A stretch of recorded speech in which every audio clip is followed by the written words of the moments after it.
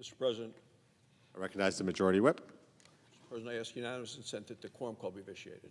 Without objection. Mr. President, once again, Senate Democrats are threatening to shut down the government. A government shutdown is bad for everyone. The cost of a Democrat shutdown is staggering. Reopening the government after a shutdown is even more costly. And who pays the price of a Schumer shutdown? Well, it's the American people. It's not the people in this room. No, it's hardworking Americans. It's seniors who rely on Social Security. They're going to be impacted. People living on a fixed income, they budget down to the last dollar. They need to pay the rent. They need to pay for groceries. They need to pay for prescriptions. Democrats don't seem to worry about that. They say, oh, they can wait. Because a Democrat shutdown means that customer service applications through the Social Security Administration, well, they'll be delayed. Now, many military families also live paycheck to paycheck. They're going to face a lot of uncertainty. The men and women who protect our families will be left to wonder how they can protect their own families. Border Patrol agents, they put their lives on the line every day to protect the American people. They're going to be forced to live without a paycheck. Now, Democrats already tried to defund the Border Patrol. Now they want Border Patrol agents to go home without a paycheck until the government reopens. National parks, they risk being closed as well. In my home state of Wyoming, we have Yellowstone National Park. We have the Grand Tetons. These are more than parks. These are part of our state and our nation's rich history and heritage. Families from across America and around the world visit Wyoming, our national parks, and other national parks. They do it every year. Under a Schumer shutdown, those plans will be forced to be canceled. Local businesses like hotels, restaurants, they'll lose revenue. Park staff are reduced to skeleton crews, trash piles up. That's not stewardship, that's neglect. That's what the Democrats are risking. It's what Democrats are threatening with this reckless talk of a shutdown.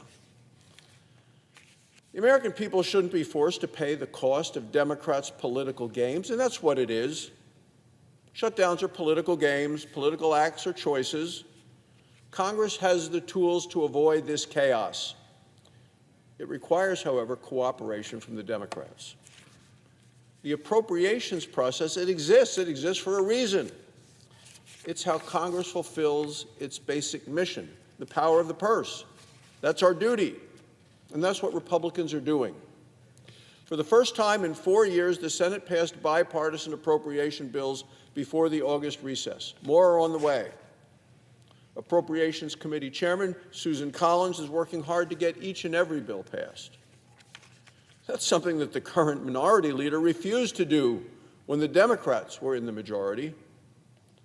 Last year, 11 out of 12 funding bills passed the Senate Appropriations Committee. They passed many along bipartisan ways, and many were unanimous, all done in regular order.